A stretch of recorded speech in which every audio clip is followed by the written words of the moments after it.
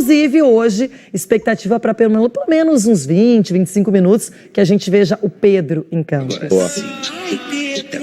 Nós ficamos falando, o Pedro e tal, o Pedro, agora tem que aguentar, né? A pergunta. E, aliás, eu não sei quem foi de nós da comissão técnica, justa em função da sua performance no clube. Justa em cima da sua performance no clube. O que nós temos é também uma série de atletas importantes que vem criando oportunidades e que daqui a pouco é dada a eles, senão a gente fica descartando situações e o que não é o caso. Então vai ter, possivelmente ele tenha uma situação dentro do jogo, sim, possivelmente não é assegurado, sim. É a ideia, sim. Mas independentemente eu já tenho o diagnóstico de Pedro. Eu já sei o que o Pedro pode dar. Ele já esteve na seleção brasileira, para quem não está lembrando. Ele já jogou na seleção brasileira.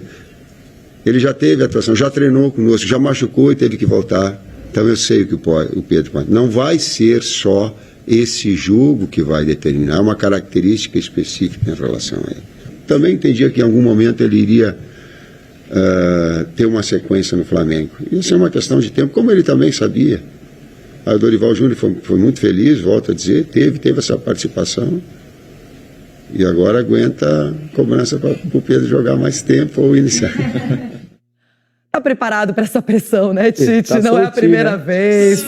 Tá soltinho. Ele tá. Agora, eu acho que a pressão mais alta vai ser na Copa, quando ele tirar algum favorito do time titular, o que pode acontecer. Por exemplo, se efetivamente ele mudar hoje, tirar o Vinícius Júnior da equipe e colocar o Fred, que é a tendência, né, o que vem sendo noticiado, isso já vai dar, mas por quê? O Vinícius Júnior tá arrebentando no Real Madrid, é o cara que definiu a Liga dos Campeões da Europa, tá no melhor momento, mas é jovem.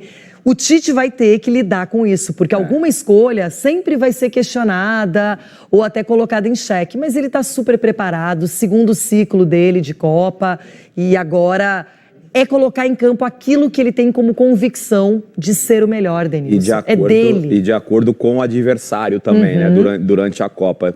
Tanto é que nesses dois amistosos, você falou agora da entrada do Fred, teve ali o Militão sendo lateral, 3 zagueiros, então ele está tentando algumas alternativas.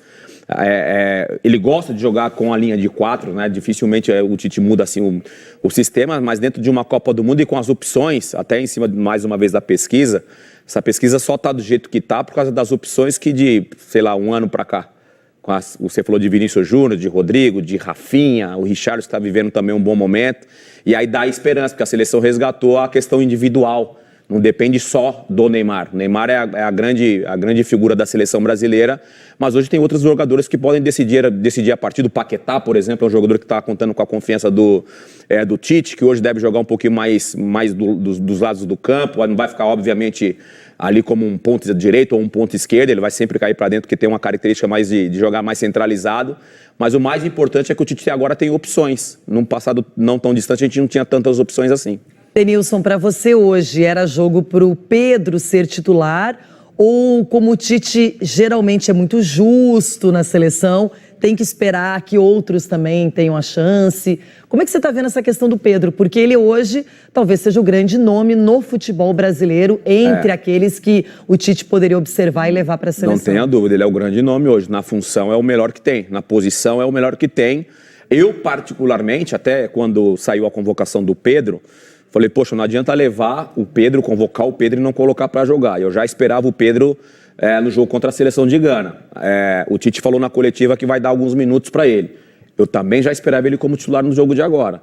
Porque assim, o Richarlison, por exemplo, não precisa testar mais nada. Só uma perguntinha, se você fosse o Richarlison, fizesse 2 gols no amistoso contra a Gana e fosse sacado, sem problema nenhum. não ia ter problema? Não, porque ele já tem um histórico já na seleção, né? Não é um cara que acabou de chegar, acabou de ser convocado. Ele tem um histórico, está sendo convocado constantemente e me arrisco em dizer que pode ser o titular da posição. O Pedro não. Mas na sua lógica, por exemplo, o Gabriel Jesus, que não foi chamado, quem é que está na frente? Gabriel Jesus ou Pedro, apesar das características um pouco diferentes, mas são atacantes? O Gabriel Jesus como 9, se o Tite for usar ele como 9, para mim o Gabriel Jesus está na frente do Pedro. Na cabeça do Tite. Ó, e nem tá na convocação, na cabeça do Tite. Ai, Denilson, é bom ter uma dúvida ou outra, porque tá muito bem encaminhada a seleção brasileira. A gente vai falar mais sobre o amistoso, mas agora o assunto é a Copa Sul-Americana.